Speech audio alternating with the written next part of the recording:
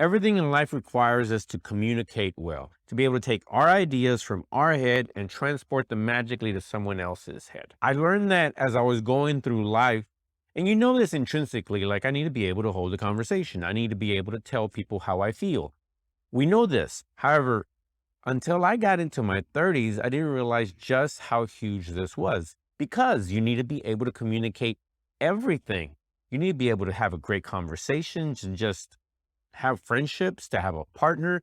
You need to be able to interview well. If you have a company, you need to be able to pitch your idea, maybe to potential investors or banks. Communication is essential. And even within writing, it is a form of communication. Being able to put your ideas together, put them in a nice little package, and then deliver them with words is essential. It is powerful. It is a skill that I don't think we work on enough. Knowing that, I knew that I wanted my daughters to be able to do this very, very well, so it wouldn't be something that they had to stress about later in life. And that is why I think that the best decision that I ever made was getting my girls involved in spoken word poetry. Now, at the time when I first got them into it, I thought that I was just getting them interested in poetry. Little did I know as to the magnitude of what that decision would have upon their lives to this day and for the foreseeable future. Let me tell you a story how it all kind of broke down. We have to take a trip back into the late 90s, early 2000s. I fell in love with spoken word poetry. And it wasn't a huge scene, but I knew that there was people doing it in the city of Dallas. I'd come across some stuff online. I hunted it down, and I even did a piece a long time ago. I performed once in Bishop Arts here in Dallas, but that was a long time ago. Fast forward to the early 2000s, and I discovered this show called Deaf Poetry Jam. And there, on a regular basis, the performers would come on stage and share a story in a way that was just captivating. And that's what happens when you listen to spoken word, is that it's something about the way it's performed, and not just written, but also performed, that captures your attention, jolts you a little bit, and informs you on something that you may or may not know. I was watching the show when a Mexican-American poet from Dallas performed. His name was Joaquin Cihuatanejo. Feel free to Google him. He was fantastic. He literally gave me goosebumps. And to find out that he was from Dallas was amazing to me. Not too long after that, there was a story printed here in the local newspaper where they were sharing all the various artists that were up and coming in the city of Dallas. And lo and behold, guess who was there? That's right, Joaquin was in it. And I was reminded of him in that moment. Facebook was still in its infancies, and I had just got on, and I searched him, found him, and befriended him. He accepted my friendship request. Not long after that, I noticed that he was trying to put together events and teaching and doing workshops for youth, for the young kids. That immediately got my attention. But there was a problem. The workshops were intended only for teenagers because he was trying to put together the Dallas youth poets with the intention of them training, getting better writing and performing, and eventually actually competing. Well, my daughters at the time were 9 and 7. They were not old enough to compete. They were not old enough to be a part of the team, but yet I still reached out and I asked him if it would be okay if I brought my daughters. He said, okay, not a big deal. But of course, I had to be okay with the subject matter, because spoken word is a very vulnerable art form. The artist and the poet share some very intimate stories. And in many ways, it's therapy for them. They share very, very rough and raw stories. They cuss, they talk. I mean, they're teenagers, right? So they're going to share some things that you may or may not agree with. But at the same time, I felt that it would really benefit the girls for them to witness this, to just get to hear this from people not too much older than them. So I was fine with it, is my point. What ended up happening the first time is that I showed up late. I misunderstood the time that it started, and we got there when it was ending. So I was really heartbroken because I was looking forward to my girls getting to witness it and maybe learn a thing or two. Joaquin, being the fantastic human being that he was, took it upon himself to actually give them a little private lesson. He sat them both down and started walking them through an exercise.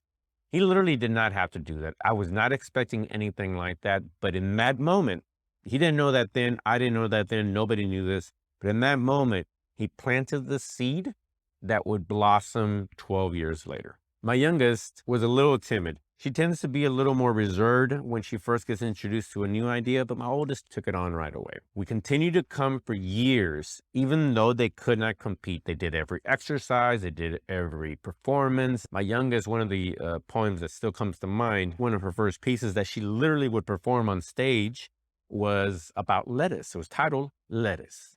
Innocent, beautiful. And that's the thing, it doesn't even really matter what you write about, it's what's relevant to you. My girls did it. They did the work. They sat there with their peers. They listened. They applauded them. They supported. They became a family, and it was the most beautiful thing to witness. But they also stood up. They would stand up and perform their pieces every single time. They'd be given prompts in every workshop, and they would go through them and perform them with no reservation. Fast forward 10 or 12 years or so. My daughters are now 19 and 17, and they both are excelling in a lot in their life. My youngest is in the band. She does all these things. She has the capacity and this willingness to stand up on stage and perform. She has done interviews for various things and is able to excel in them because she has that skill that she refined. She got all these reps over the years to feel confident when she speaks. One of the biggest benefits from this entire adventure was realizing that they have a voice, that their voice matters, that they have an opinion, that opinion matters, and that they can stand up on stage and actually share with people. So when someone interviews them or asks them questions, even if they don't know each other, they're able to do it very, very well. They're able to communicate their ideas, their opinions without necessarily flinching too much. Now, they still get nervous, don't get me wrong, but they're able to do it nonetheless. My oldest is able to do the very same thing. She now has a job, and she's able to take on tasks without little reservation. She accepts challenges willingly, and she's able to also articulate herself comfortably, even though she's surrounded by adults. She's the youngest one there, but she's able to excel. And I believe a lot of that has to do with spoken word poetry, with the workshops and all the reps they put in over the years. I do believe that being involved in sports is an incredible activity that everyone should do because it teaches you a lot of things. But I also believe that we need to put more of a focus on the geeky things in life, on writing, on speaking, on debating. I think one of the other things that made it successful is that they were surrounded by other young individuals that were also being vulnerable and sharing. It allowed them to bond and grow together and also feel little to no reservation around sharing and around writing. Get your kids involved in that. They will thank you later because they will be able to talk to anyone, anywhere, anytime. It won't be a big deal. Thank you for watching today's episode of the TV Show Podcast.